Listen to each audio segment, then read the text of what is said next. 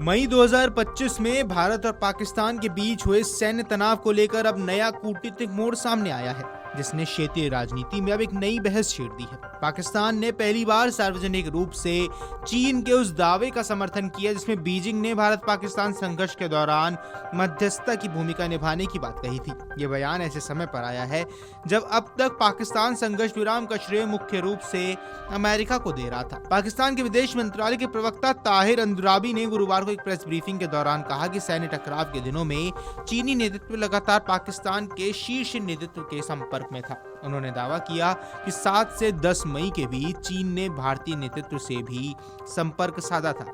अंद्राबी की माने तो इन संवादों का उद्देश्य हालात को काबू में लाना और क्षेत्र में शांति और सुरक्षा बहाल करना था।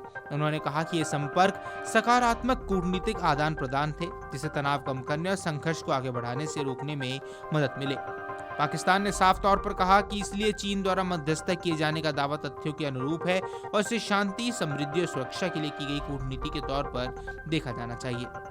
अब पाकिस्तान का ये बयान कई सवाल खड़े करता है। अब तक मई 2025 के 4 दिन चले सैन्य टकराव के बाद संघर्ष विराम का श्रेय पाकिस्तान पूरी तरह से अमेरिका को देता रहा है। इसी दौरान पाकिस्तान की ओर से कई बार कहा गया कि अमेरिका के राष्ट्रपति डोनाल्ड ट्रंप की सक्रिय भूमिका के चलते दोनों परमाणु संपन्न देशों के बीच टकराव थमा था। ऐसे में महीनों बाद चीन की भूमिका को सार्वजनिक रूप से स्वीकार करना कूटनीतिक हलकों में हैरानी का कारण बना है। विशेषज्ञों का मानना है कि ये बदलाव पाकिस्तान की विदेश नीति में बदलते संतुलन और वैश्विक शक्तियों के बीच अपनी स्थिति को मजबूत करने की कोशिश का संकेत हो सकता है।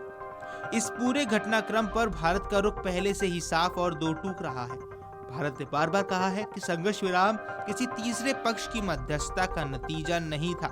नई दिल्ली की माने सैन्य कार्रवाई रोकने का फैसला तब लिया गया जब पाकिस्तान की डीजीएमओ ने भारत के डीजीएमओ से सीधे संपर्क किया। भारत ने इससे पहले चीन के विदेश मंत्री वांग यी के उस बयान को भी खारिज किया था जिसमें बीजिंग ने मध्यस्थता का दावा किया था। भारत का कहना था कि भारत पाकिस्तान के बीच ऐसे मुद्दों का समापन द्विपक्षीय बातचीत से ही संभव है और इसमें किसी बाहरी देश की भूमिका स्वीकार्य नहीं है। अब यहाँ दिलचस्प बात यह है कि चीन की मध्यस्थता का दावा काफी हद तक अमेरिका के उन बयानों से मेल खाता है जिनमें डोनाल्ड ट्रंप ने बार बार कहा था कि वॉशिंगटन ने भारत और पाकिस्तान के बीच टकराव खत्म कराने में निर्णायक भूमिका निभाई। अब पाकिस्तान द्वारा चीन की भूमिका को भी स्वीकार किए जाने से यह कूटनीतिक तस्वीर और ज्यादा जटिल हो गई है। एक तरफ अमेरिका खुद को वैश्विक शांति निर्माता के रूप में पेश करता रहा है, वहीं दूसरी तरफ चीन क्षेत्रीय शक्ति के तौर पर अपनी सक्रिय कूटनीति का दावा कर रहा है। पाकिस्तान का नया बयान इन दोनों शक्तियों के दावों को एक तरह से वैधता देता है, जबकि भारत दोनों ही दावों को सिरे से खारिज कर चुका है।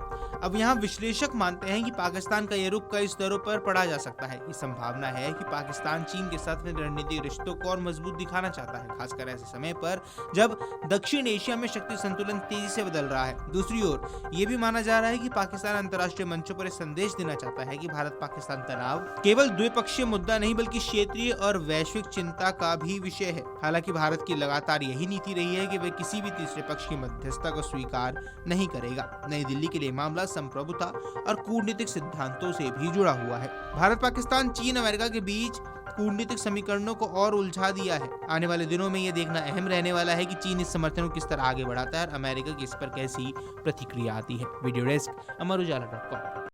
अगर आप ये वीडियो YouTube पर देख रहे हैं तो हमारे चैनल को सब्सक्राइब कर बेल आइकन दबाएं और Facebook पर देख रहे हैं तो हमारे पेज को लाइक करें।